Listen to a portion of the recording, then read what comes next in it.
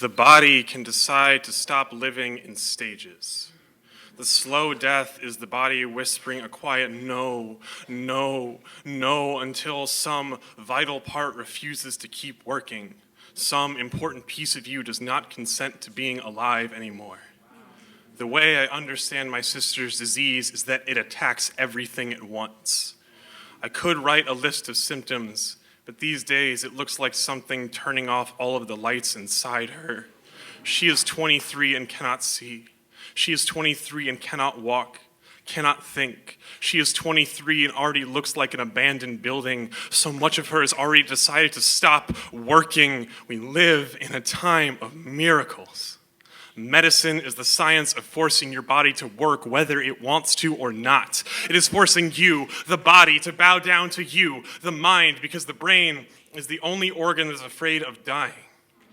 But I told you, my sister's disease attacks everything, including the delicate network of neurons and synapses that makes her a person, and the slow collapse of her body losing its ability to function. My big sister can't even decide whether living is worth it anymore. Once, she lost a lot of weight. Her jaw refused to work right. More food ended up down the front of her shirt than in her mouth. Her body withered, hunched itself into a claw, and for the first time in our lives, there was less of her than there was of me. My parents took her to the hospital, and she came home a week later with a tube in her stomach. She eats from a bag now. No swallowing involved, just the slow, mechanical whir of the pump forcing paste directly into her stomach. We force feed her, and I have to believe that this is an act of love in a time of desperation. There was no discussion of allowing this to be the end. My mother says the G-tube was the first time it felt like betraying my sister's body in order to keep her alive, and Christine didn't even get a say in it. Sometimes I imagine she stopped eating on purpose.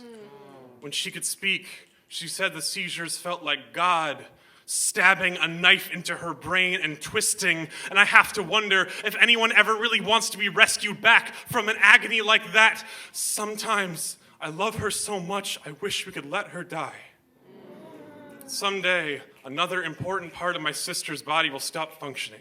I imagine 1,000 nightmares where some terrible accident claims my parents and I hold her life in my hands, and there's no way I would let her die. But I wonder how far I would go to force her to live, and whether that is love or the stubborn pride insisting that as long as I can force her heart to keep beating, never have to say goodbye.